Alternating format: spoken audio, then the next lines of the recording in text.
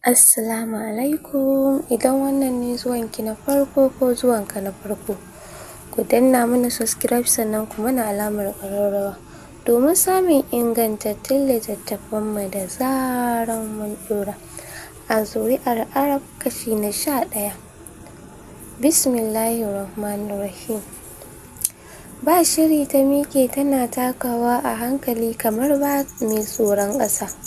Sai dai ta ji gaba ɗaya ta tsarge take don ko ba a faɗa ba ta san idon 'yan aji dukka a kanta yake. Da sassarfa ta ƙarasa wajen naci sai a lokacin ya ɗago ya kalle ta. Ta yi matuƙar kyau cikin shigar abaya kamar yadda ta saba. Yanda ya ga ta masa kyau har yake son kallonta, shakka babu su ma 'yan ajin kallonta suke. Gaba ɗaya wani takaici ya kama shi, lokaci guda fuskarsa ta canza yanayi.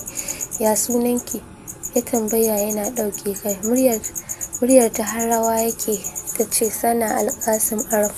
Bai ce komai ba illa rubutawa da ya yi a wata 'yar takarda ya miƙa mata. You shall meet it tomorrow.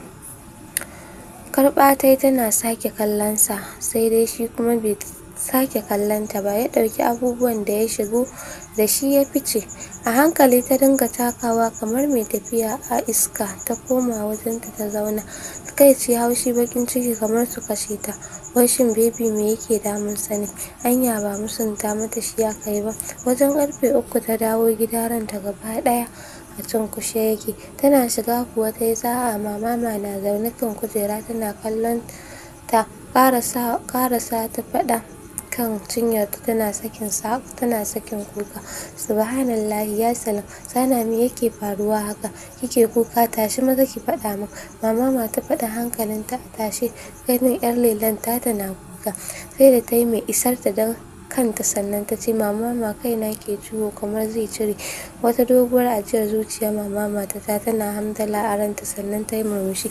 Sana yanzu ki kan ciwon kan kike wa kuka haka? Mama sosai fa yake min ciwo.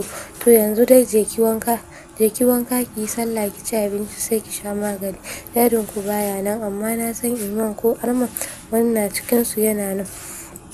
Da to ta amsa tana miƙewa ta shige ɗakin. Ita kaɗai ta san me ke damunta. Mama ta bi ta da kallo tana girgiza kai. Sai da ta ci abinci ta yi wanka sannan ta fito da takardar assignment ɗin da aka bata saboda yau tana fashin sallah. Zama ta yi a falo kasa ta cire sharing ɗin saboda in dai za ta yi karatu cire shi take don ba ta son hayaniya. Kana ta fara research akan assignment ɗin. Ta yi iya ƙoƙarinta amma ta kasa gane inda assignment ɗin ya nufa. Duk iya researching ɗin da za ta yi ta kasa. Kamar da fasa ihu haka ta ji, kamar wanda aka raɗa mata abu. Ta yi zumbur ta miƙe ta makala sharing ɗin ta ɗauki takarda da littafi ta fice. Sai da ta dudduba cat park amma ba ta ga motar ya Iman ba. Hakan na nufin baya nan kenan. Bata da tunanin nata ba, motar dadi ta shigo gidan. Jiransa ta yi sai da ya fito sannan ta karasa tana murmushi. Ta karbi briefcase ɗin hannunsa tana masa sannu da zuwa. Cikin fara'a dadi ya ce a'a ya na ganki a nan kuma ina zaki je? Murmushi ita ma ta yi tana cewa dadi ya Iman nake nema zai koya min wani aiki. Ayya ai kuwa yanzu muka gama waya da shi, yau evening duty gare shi. Dan in ya tashi daga nan hospital ɗinku zai wuce.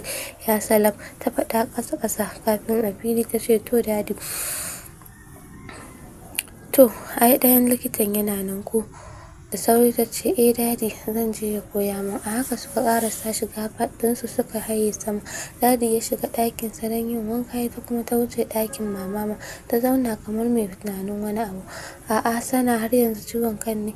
Mama ta tambaya. A'a mama ya daina fa, kuma na je neman ya Iman baya nan. Da na karbi maganin. Mama ta kalle ta sosai kafin ta ce to maza kira yayanki ya zo ya baki magani ki sha.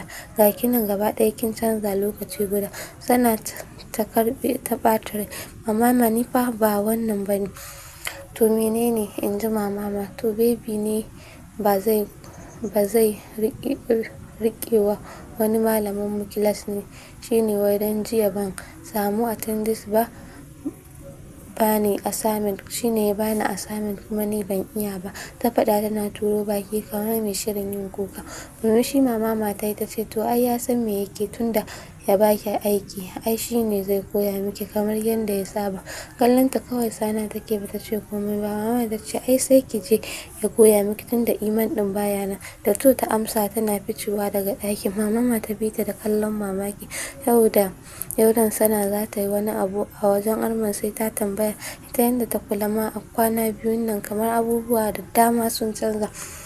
Sai dai amma bata fatan wata matsala ce babba kafin a zo lokacin da ake jira ya zo din. Da tunani kala ta fito daga ɗakin. Mama ta wuce faɗin su Arman sai da ta yi nokin sai ta ga kofar ma a buɗe take.